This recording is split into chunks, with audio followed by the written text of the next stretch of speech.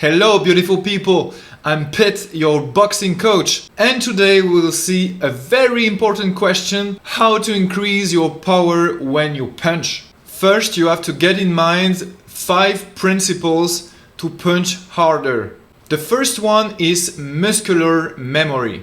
You heard about that in the news, muscular memory, but what is it? In fact, there is no muscular memory. It doesn't exist. The memory comes from your brain. Of course, when you repeat a movement, there is a neural programmation. Your brain knows when your joint is in a position and when a muscle is moving. So this effect of repeating the same movement over and over again is creating a path in your brain. The more you repeat a movement, the less you think about it. Principle number 2 is pliometry. What is pliometry? Pliometry starts with a stretch in your muscle and tendon. Then the signal is going through your spine and comes back to your muscle. Then the muscle contracts. It's a reflex, so your brain doesn't know about it. What does that mean for boxing? When you box, you will stretch muscles and tendons to have the elasticity and the reflexes to go beyond what you can do just with strength. To do so, you must train your stretching and mobility. For example, why is Mike Tyson so explosive? When he level changes, he rotates, right? So pliometry applies to the legs and also the torso. Plus, he's a genetic freak, so when he rotates and punches, he explodes. But pliometry and repetitions are 2 principles he used to punch harder. You have to remember that mobility is not only the joints but also muscle and tendons, so it's good for you to stretch after a boxing session. A good example of bad mobility is the mountain. I don't know if you have seen his fights. He's not a boxer, of course, but he has been trained in boxing recently, and you see that he's not a boxer. He doesn't have the mobility, he doesn't have the pliometry, he doesn't have the technique, he doesn't have the muscular memory of the technique. You feel he's strong, but not that explosive. Another good example is Bob Sapp. Bob Sapp is a pusher. He just push his punch. He doesn't have the mobility, he looks stiff, and it's not a good sign. The third principle is weight transfer. That doesn't mean only balance, but also the strength of your hips. When you feel stable, you feel your feet anchored in the ground. In a moment, I will show you an exercise you can do to feel very balanced and very strong on your legs. Mike Tyson was a perfect example too with his gazelle punch. So he leans and he rotates and he explodes with pliometry, and you can see him jumping on his opponent. This weight transfer is reinforcing all the pliometry and all the explosivity and all the weight behind his punch. You can see this kind of body engagements in boxers like Ramon Dekkers. This guy was a freak. He was very light, but he was so powerful. This is because of this weight transfer. He transferred every inch of his body through every strike. The fourth principle is breathing. You have to control the flow that goes out from your mouth. When you strike, don't breathe in. When you strike, don't hold your breath. When you punch or kick, you have to breathe out. But I don't recommend you to breathe out like this or like this. I recommend you to breathe out like this or like this. If you have a teeth guard, I recommend you to do like having a little breathe out break will help you to control the flow. The fifth principle of hard punching is intention. I don't recommend you to go 100% every second of your fight. You have to vary from 50% of your max strength to 80%. This is because of your cardio. You don't have infinite cardio, so you can't go every time, every punches 100%. It's impossible. So if you know your body well and you're in shape, maybe you can go about like 70% of your maximum strength on average. But if you go 90% every punches, you will be sure in 30 seconds you will be dead. So if you feel tired, keep the energy to jab. A little jab at 50% of your max strength is enough to go out of the infight. And if you feel good, prepare your big punch with some jab, even weak, and so now you know the 5 principles of hard punching. I will show you the 5 ingredients and exercise you can do at home to increase your power punch. So the first thing you want to train is your base. I highly recommend you an elastic band, and the black one is okay. So you put your legs in between, and then you have to be strong on your feet. And then you want to grip the ground with your feet, like with your toes, to feel very strong on the ground. And the next move you want to do, it's not a move, it's a contraction. You want to push your knees out. You have to feel a tension here, around your hips. And then you want to keep the contraction in your feet. You can even push your feet out and push your knees out. And this is a very efficient squat to feel the base in the ground. So when you will box, I recommend you to feel this contraction that you feel in this squat. The energy is transmitted from your feet to your knee, to your hips, and then you transmit in the opposite side to your shoulder, elbow, and wrist. So this is the first move, and this is the most efficient move for your base. You can do 3 series of 12 to 15 repetitions. Second exercise, in the same position, same setup.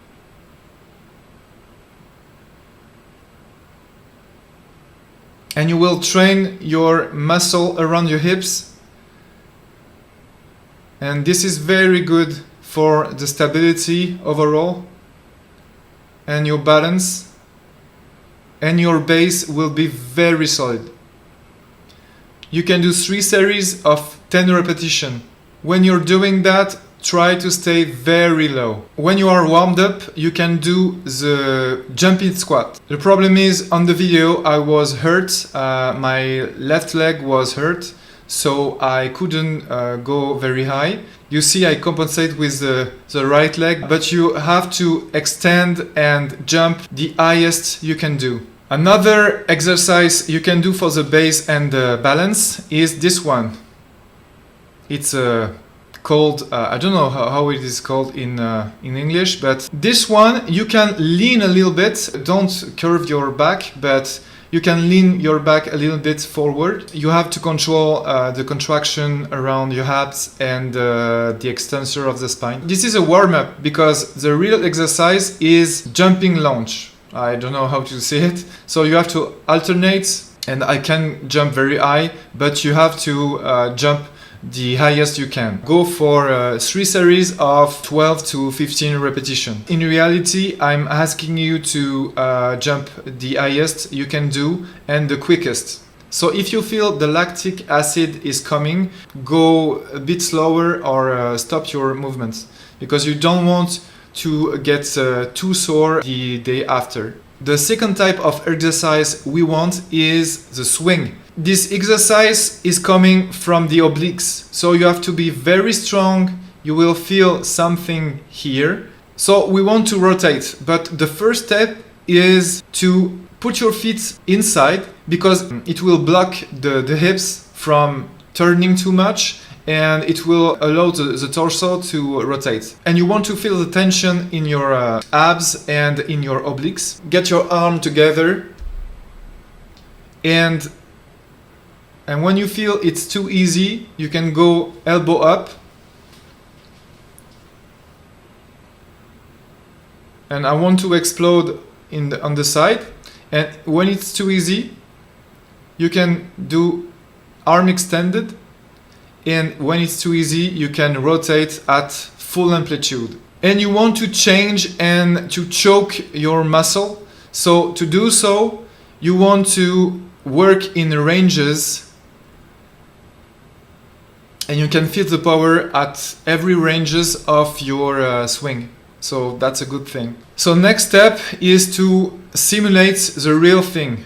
So you can do it at full amplitude, and you can try to liberate a little bit your hips, so you can go with your feet straight, and you can go at full amplitude, and when you feel good about that, you can go at high speed.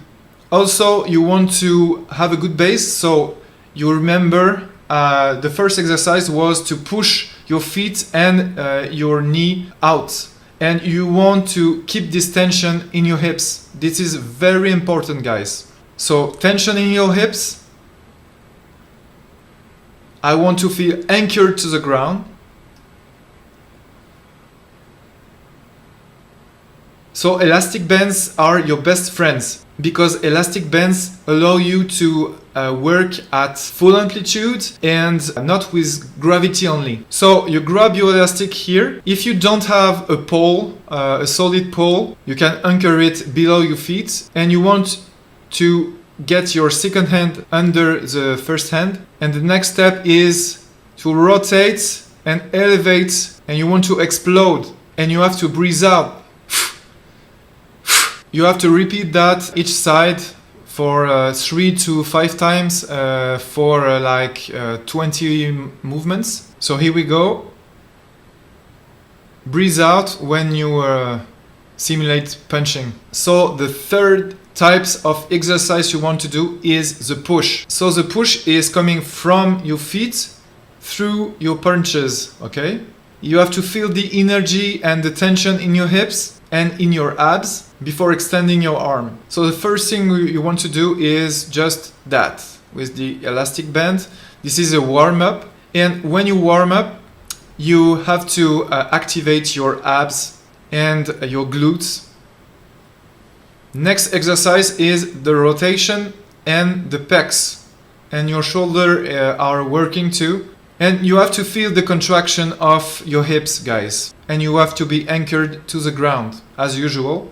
Third exercise you want to do is to push at your limits. I had a workout just before this video, so I was already tired. So this exercise is really difficult. You have to train like for 1 minute, 2 minutes. Try to do your max effort, because this is the best push you can do in boxing. So the fourth types of exercise you can do is for the hit. And for that, you have to reinforce the wrist, because if you don't, you will get hurt for sure. For VR boxing, it's irrelevant, but for real fight, it's pretty relevant. The best exercise for that is the push-up, but a special push-up for boxers.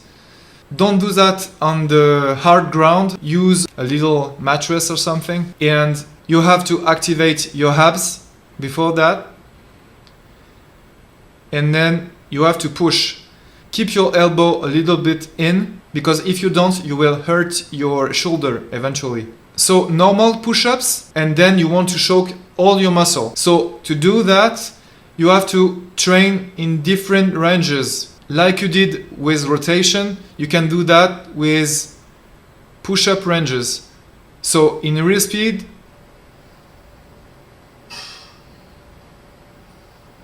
and when you extend, you have to breathe out. Okay? So shock your muscle, and in doing so, and holding and going and holding and exploding, you will be toasted. So the fifth types of exercise is the return.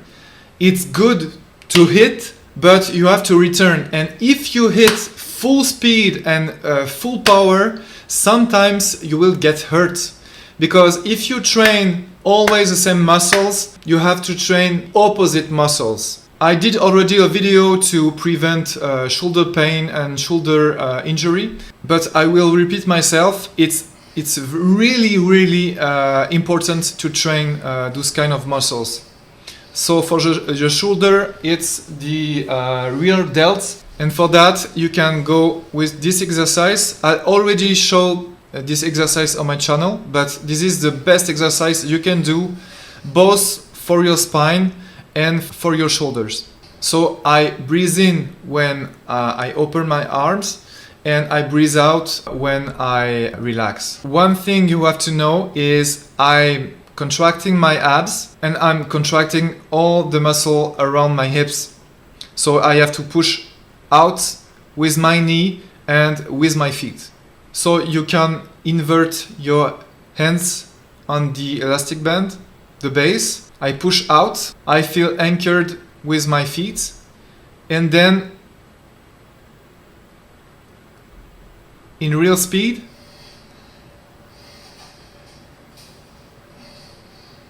I want to go fast on this one. So you have to do a maximum effort on this one. Don't count your movements, just go to your limits. You have to feel the contraction behind your shoulder. Here.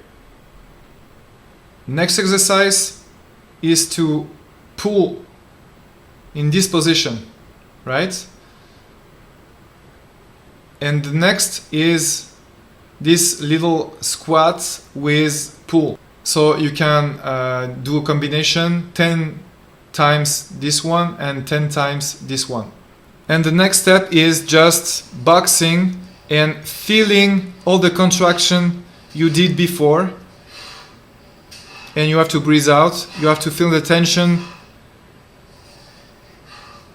in your abs, in your hips, the contact on the ground, and you have to feel anchored to the ground. And you want to go fast as possible, but here I'm so tired, I can't do that. But if you don't feel tired, you can go faster than me. And the next step is shadow boxing, so you have to move around and feel everything you did before. So don't rush too much, but you have to feel the tension and you want repetition. That's all for today, guys. I hope you enjoyed the video and we see each other soon. Bye bye and keep boxing.